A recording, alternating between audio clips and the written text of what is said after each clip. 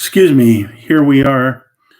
It's a week till Christmas. All these drones are being seen out on the East Coast that are have red and green flashing lights, and there's all kinds of theories about them. Well, some of the theories are they're owned by our government. Some theories are they're owned by other governments. Some theories are they're owned by extraterrestrials or um, aliens. And here we are. It's been happening now for quite a few days in a row. Another theory that's out there is our our own government looking for possible missing radioactive contents of an empty, damaged container that they found. Other people say, well, hey, maybe it's some of those suitcase nukes that are missing from the Ukraine. So I don't know. I don't know if we ever will know, but what I do know is that it's a mystery, and it's not got to the Midwest quite yet. Although Wright Patterson has shut down for 5 hours the other day, so it seems like the government would have communicated to them if they had any kind of involvement in it. So all we can do is keep watching the guys who track this stuff. Third Phase of the Moon's one of my favorites, and there's a couple others as well, but maybe we'll find out. For now, all you that think maybe it is related to aliens, well, I've got the book for you, and it is Christmas time. So here is the book. I wrote it. I've been following UFOs and supernatural activities ever since I was probably 10 years old. So hopefully some of you can check my book out on Amazon and the maybe get the cheaper Kindle version if you don't want to pay the reduced price of $12.99. Anyway, so in this book, I guess some people who know me say, "Hey, I see a lot of you in this book." There probably are some similarities, as most authors tend to write about things that they know a little bit about or have had some experience with.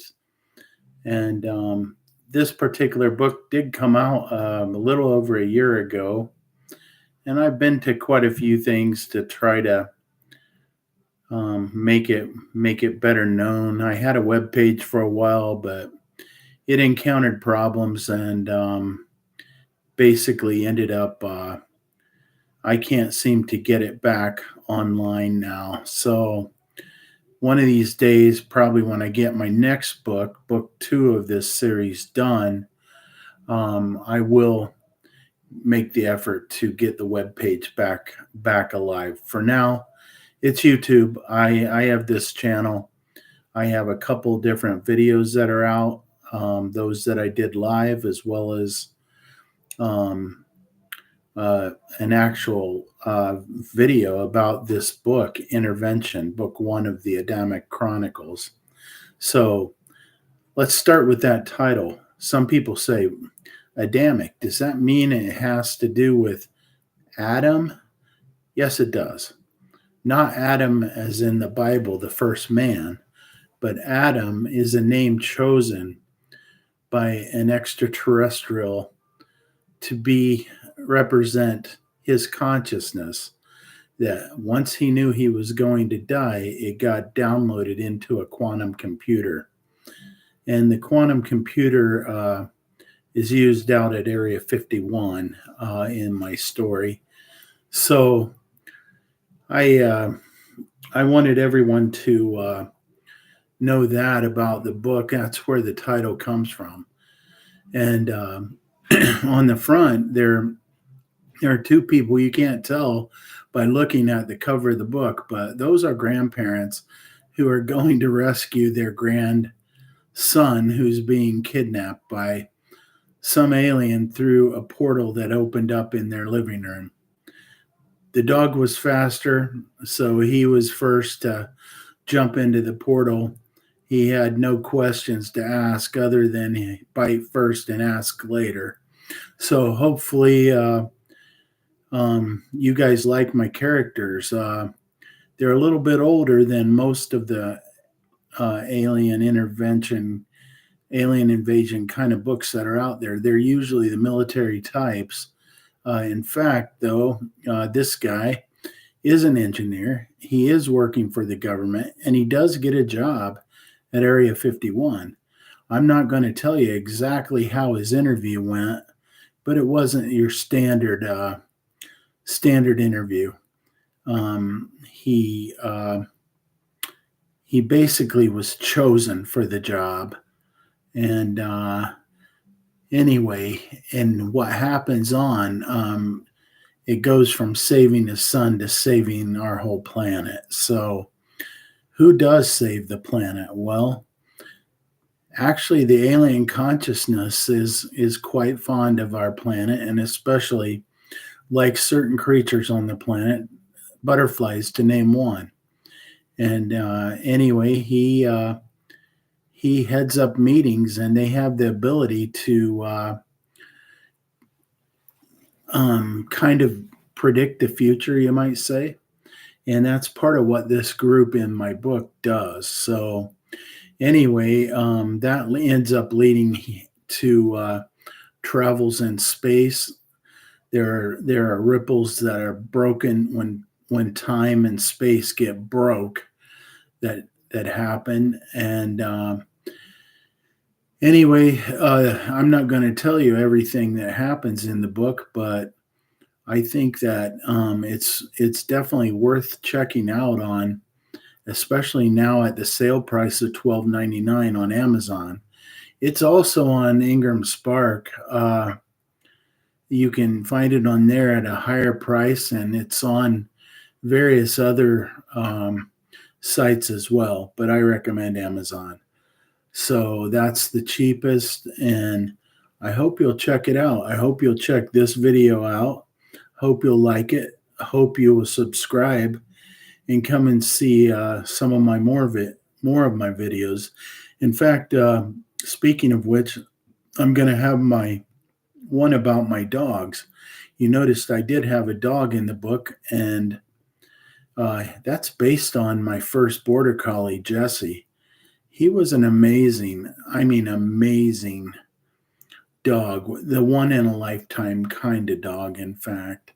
And everybody said, he's almost human. And he understood everything from the get go. Especially frisbee, that was what he liked to do the most. But he had dozens of games inside. He could recognize quite a few of his toys in his toy box. If you told him, go get the frog, go get the a lion, whatever, out of the toy box, he would go dig through it and pick that item out and bring it. Once he got older, though, what he liked to do was bring the ring for tug of war. I don't know why that is, but because he knew he wasn't going outside if he's getting something out of the toy box. Usually the frisbees were scattered all around the yard, and he would not only he would come get in a set position. I'd throw it, he'd run, he'd catch it. When he was younger, he'd jump and catch it. As he got older, he caught it before it hit the ground. And then he'd bring it straight back, drop it at my feet, and is ready to go. In his life of over 14 years, as we played that quite a bit up until his last year or so, he never quit on his own. He always reset and was ready to go. So the character in my book is based on a border collie, but him, like the grandparents, both get special powers when they find certain alien equipment that they can control. And they also, become avatars. So check my book out. I hope you like it. Uh, I have Glory Days out there as well. It's a nonfiction sports book about growing up playing sandlot baseball, and I plan on doing a episode on here about that, maybe next and maybe within the next week. Thank you, all my friends and family who go and tolerate these videos, which are a little bit on the funny side as I'm new to all this. So we'll see you all later. Bye bye.